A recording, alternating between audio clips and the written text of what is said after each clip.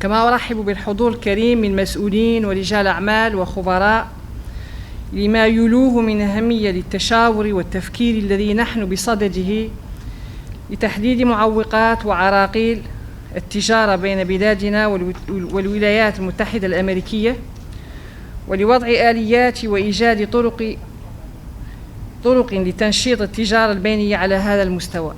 L'équipe de la section économique et moi-même encourageons fortement les acteurs ici présents aujourd'hui à identifier les principaux défis ayant un impact sur les relations commerciales entre nos deux pays et à élaborer des stratégies et des solutions tangibles pour l'année à venir.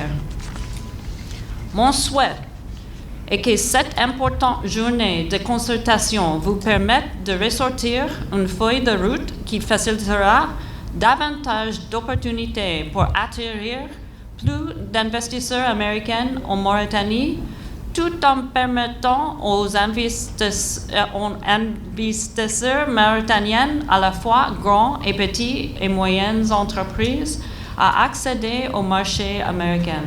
Effectivement, l'objectif de l'atelier d'aujourd'hui, c'est qu'au début, nous avons constaté, et bien sûr par instruction de Madame la ministre du Commerce, de l'Industrie, de l'Artisanat et du Tourisme, que le volume des échanges commerciaux entre notre pays et les États-Unis d'Amérique est extrêmement faible, compte tenu des potentialités qui existent entre les deux parties, les deux pays, et également compte tenu de l'AGOA.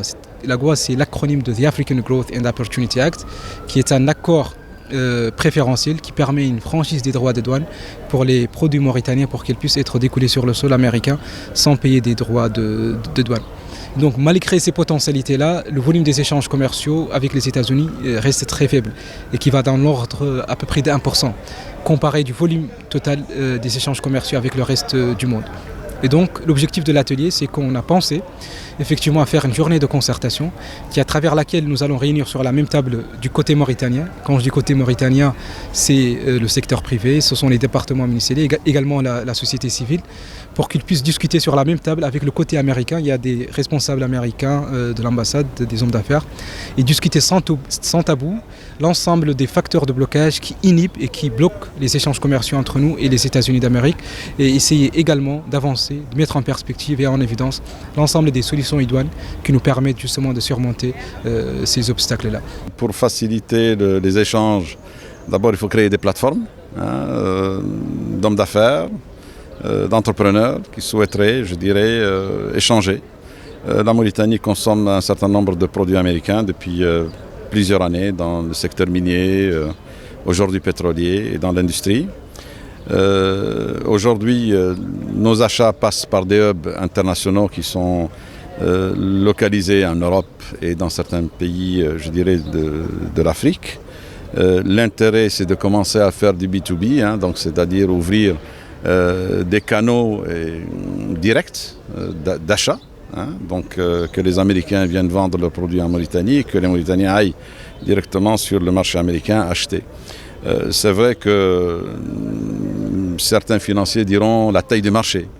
La Mauritanie, pour moi, ce n'est pas la Mauritanie seulement. La Mauritanie, c'est une porte qui est ouverte sur l'Atlantique, mais aussi sur tous les pays du Sahel. Donc on peut être une porte grande ouverte pour alimenter un certain nombre de marchés intérieurs qui peuvent aussi améliorer, je dirais, la capacité d'achat et l'importance, je dirais, de la région. Voilà ce que je pourrais dire au niveau des échanges. Maintenant, vous savez, pour faciliter les échanges, il faut des systèmes financiers, donc des banques. Il faudrait bien que la Mauritanie et les États-Unis décident de créer une banque commune d'affaires qui va pouvoir faciliter, je dirais, les transferts et les achats dans les deux sens.